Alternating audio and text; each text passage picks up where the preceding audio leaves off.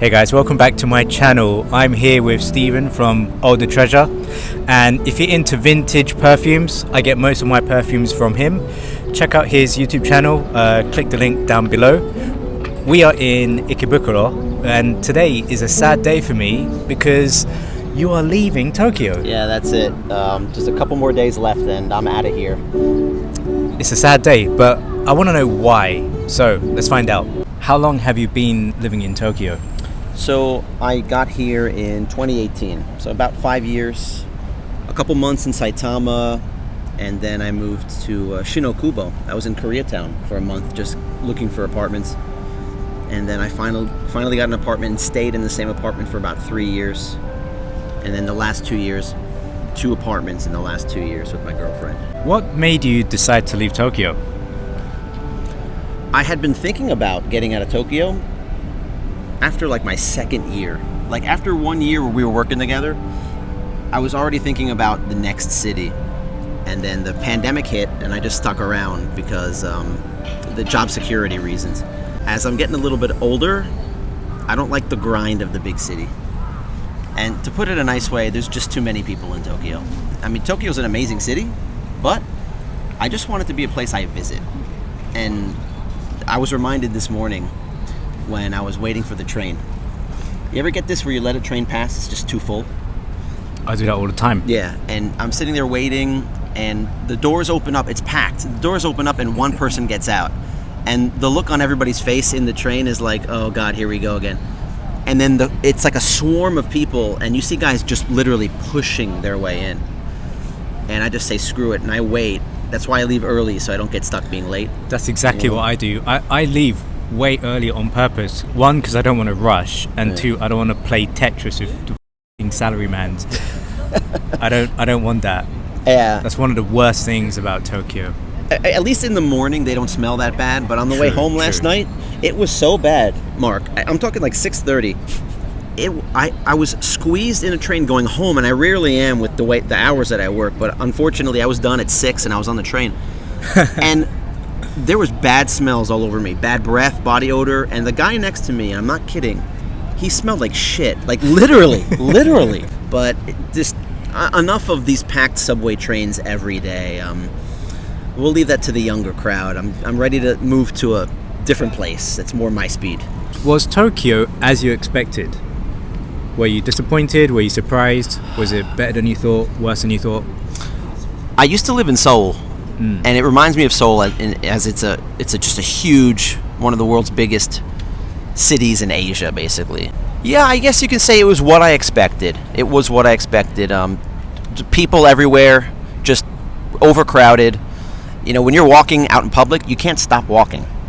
You can't stand still anywhere and check your phone. You're going to be in somebody's way. That was to be expected. I just didn't expect Mark to be living here for 5 years. That was a little bit longer. I wanted to live here for 2 years and then move on, but I stuck around for 5 years, as I said, and also I was in a relationship, so it makes it harder to leave. That's one common thing is time goes really fast when you live in Tokyo. You'll be surprised how long you end up staying here. Yeah. You think, oh, I'll just be here for 1 year, and then it's been 8 years. Well, the job security is pretty comfortable. You know, we work for the same company. We got a pretty good job, and Tokyo and in Japan in general is an expensive place to live. So when you have a secure job that pays for all the insurance and all the stuff that you need to live here, you're not quick to, jump ship and try something else. Speaking of cities, oh, for God's sakes.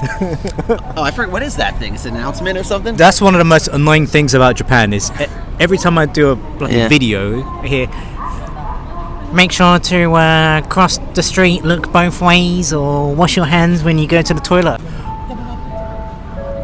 All right. Okay, where were we? Yeah. Which city are you moving to? First, let's cheers. Let's cheers. We're having some convenience store booze. This is what city? So I'm moving to a city called Fukuoka. It is a big city. It's maybe like, I don't know, the top 5 or 6 big cities in Japan. But it's chill there. It's really chill. The city's famous for having like delicious ramen, tonkotsu ramen, and it's just my pace, my kind of city. And I've been there many times. And that city was the first city I ever visited when I came to Japan. I took a boat from Busan, Korea.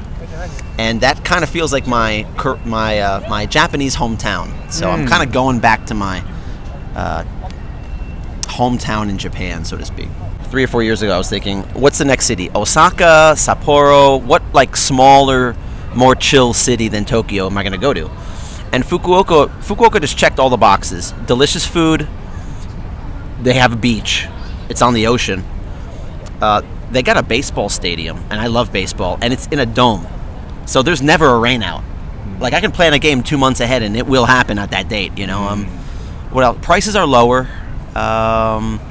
Great transportation, and Japanese people tell me that they have really cute girls there. It's famous for having hot chicks. So I heard the same. That girls around that area are just way nicer.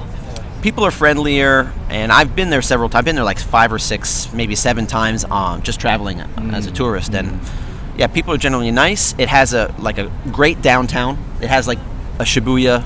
Maybe not as many people as Shibuya, but like Tokyo has like 5 or 6 downtowns. And how many do you need, right? Whoops. This is a good one right here. Ikebukuro is for example, Fukuoka has one of these, and that's all I need. You don't need so many. Yeah. No, in Tokyo, it's tiring how many people there are here and how many downtowns. You don't need that many places. Right. You don't need, like, Shinjuku is great, Shibuya, Ikebukuro, Akihabara, Ueno. Are you really going to go to them every week, every month? No, you go to one often, and the other ones you go to a couple times a year.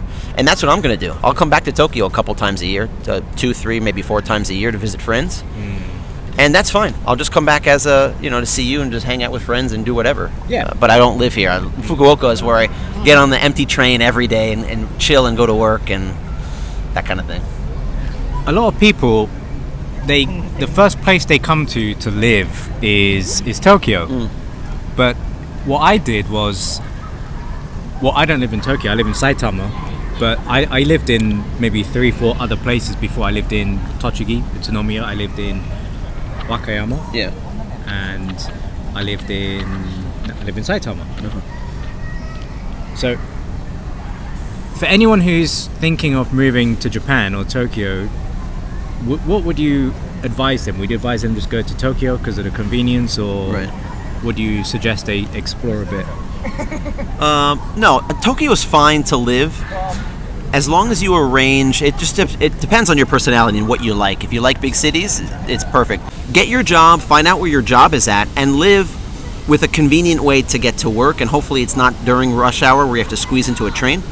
And you'll enjoy your life as long as you got a nice place. But it's going to be expensive to have a nicer place in the busy areas of Tokyo. So my opinion is live outside of Tokyo, like what Mark does, and just come in on the weekends or whenever you need to. Hopefully you don't work in Tokyo. Hopefully you can do the opposite way. When people are coming to Tokyo, you're going the other way. Rather than being like stuck like a sardine inside of a train car, which is a reality of life here. And, thank God we're guys, because I don't know if you ever ask Japanese women about getting groped on the train. There isn't a single girl who hasn't been groped. Every girl has a story. They all have a story about guys like sticking their hands up, while they were in high school or whatever. And I feel so bad for women being stuck in that train. Like, I'm a guy, and I'm kind of like, I can't like I'm just getting knocked around everywhere. And I'm thinking, how can old people be doing this, right? How can they have the strength to do that? You know what? I've never dated a girl from Tokyo. Every girl I've dated was from Saitama, Wakayama, Osaka, but yeah, Tokyo girls. Do you have much experience with the Tokyo girls? No, the girls I dated are all from Saitama. There you go. Actually, the girls I dated. Tokyo girls. I don't know. Is there a big difference between a Chiba girl, a Tokyo girl, and a Saitama girl? I feel Tokyo girls they're more like the city girls, but every time I date countryside girl, they're very chill, laid back, easygoing, and you don't need to wine and dine them so much, so it's easier to impress them. Maybe that's why I end up dating girls from Saitama. Yeah, they're more easygoing, and if I take them to on our first date to Caesarea, they don't run away, they stick around. Good. Yeah, I don't want to scare anybody away from Tokyo. But Tokyo, this is an amazing city, but for me personally, I kind of like a smaller city. I don't want to live in the countryside, but I like a smaller city that has a little bit of everything with less stress, less people everywhere. And I want Tokyo to be someplace I visit for fun. So I recommend definitely visit Tokyo, check out Tokyo, stay here for a month or two on a tourist visa, see how you feel about it, and judge for yourself. That's the common trend. When people first come to Tokyo in their 20s, they party, go karaoke, go crazy. And then when they get a girlfriend, get a wife, settle down, they usually move out, go to Tochigi, Gunma, Saitama, because it's super cheap. But yeah, Tokyo's super fun. There's loads to be. There's loads to be. There's loads of beef here too. There's loads If you of look beef around. here. There's loads of beef here. There's loads of fun to be had. I really recommend it. And yeah, man, don't let us like sway your judgment. Come here for yourself and have fun. It's the one thing that's common about every city in the world is these busy cities, the people kind of just have their head down and go to work. People aren't really like walking up to strangers and saying hi and waving. But if you move to a smaller city or a small town, as you know, you're a bigger deal and people wave to you and say hi to you and they're more friendly to you. So that's something that you have to expect in a big city. And Tokyo's the same way. People are just on their way to work all the time.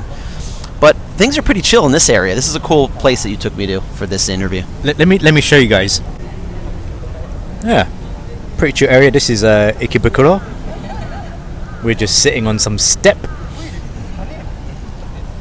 Yeah. And there's another thing, Mark, I forgot to mention. You ever go to a cafe and wait online outside of a coffee shop or a restaurant to get in? It happens all the time here. Yeah. So I'm tired of like going to a Starbucks and having nowhere to sit down. People line here to get fucking bread. Teaching, dating. Yeah. Everything I can do to have fun. Benefits, yeah. Yeah, I mean, everything is like 20 to 30 minutes away from each other. If you talk about the beach, the downtown, the tower, the baseball stadium, shopping areas, it's all like within 30 minutes from each other. Oh, but one thing you might need to be careful of is stalkers. Let's say because it's a smaller town, you're going to stand out more. Yes. So let's say you have fun with one girl, Okay. but it's a smaller area, so the probability of her seeing you on the same train, or you have a new girl, you might need to be a bit careful, because that's a common horror story in Japan, is a guy who's had fun with a few girls, he has a current girlfriend, and then he sees another girl he had fun with on the same train, and because you stand out like a sore thumb in Japan, then it's hard not to be noticed. So that's something you might want to be careful I've of. made that mistake in multiple countries. In multiple countries, I've made that mistake. So yeah, I've been there, Mark, and I think it's that's the, what do you call it? It's the price you pay for freedom, right? Yeah. So Nice. Cheers. That's it. that's it. All right.